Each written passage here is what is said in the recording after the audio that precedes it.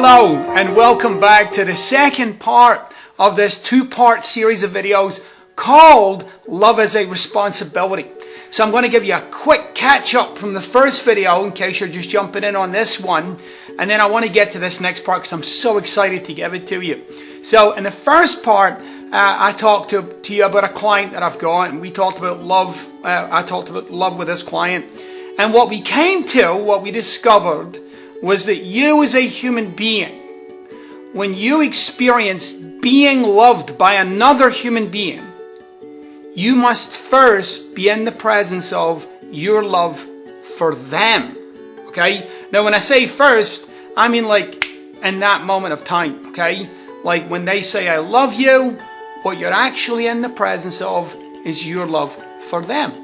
And if you're not in the presence of your love for them, whatever they say, you're never going to experience being loved by them. Okay? So, now I want to ramp this up a bit. Okay? So this is the part that I'm really excited to give you. Okay? So I want you to think about this. When I say you can't actually be loved until you love another, well, what does that make you? That actually makes you the gatekeeper of being loved. That's right. You're the gatekeeper.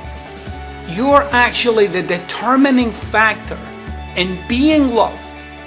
Now, I know for some of you that's a pretty radical idea, but that's actually how it is. That's actually how you and I work in life.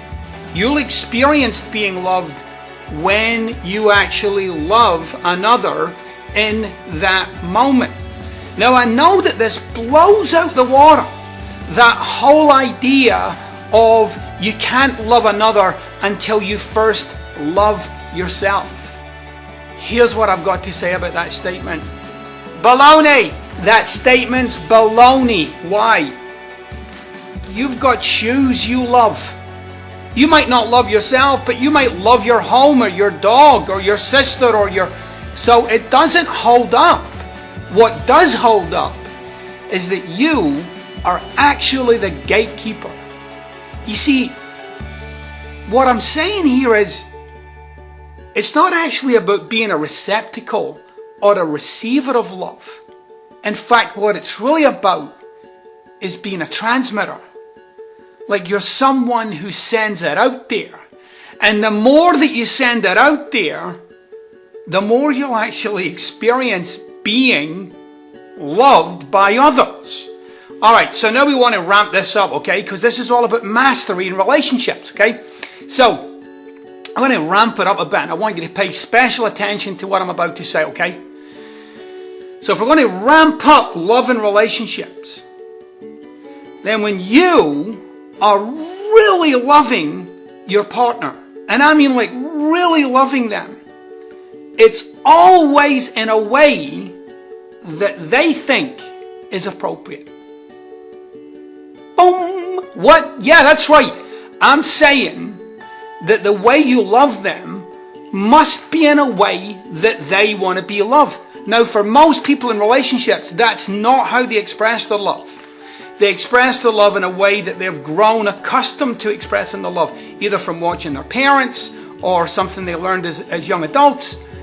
Now, what I'm actually asking you to do is to ask your partner, in what way would you like me to love you? In what way would you be able to tell that I'm loving you? Now, for some of you, this is going to take a massive personal expansion.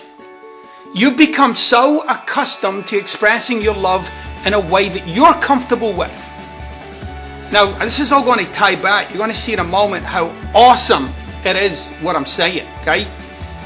So if you were to ask them and you found some discomfort in that, then you'd have to confront, what does it take then for me to love you the way you want me to love you? Well then what it would actually take is a personal expansion from you.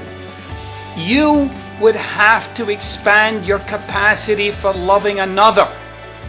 Alright, well this next part is where it all just comes together, okay? You see, if you expand your capacity for loving another, remember you're a transmitter. If you expand your capacity for loving another, you expand your capacity for being loved. Awesome, right? All right, so I'm inviting you to take that on. And again, look, we've got a lot of videos if you want to check out some of my other videos. And I'm going to be doing a few more blogs on the relaunched website that's coming up in a couple of weeks. Again, thanks so much for stopping by and for being a fan of what I do and being a fan of the videos. And if you're interested in becoming one of my premier clients, just follow the information at the end and drop me a line. Thanks.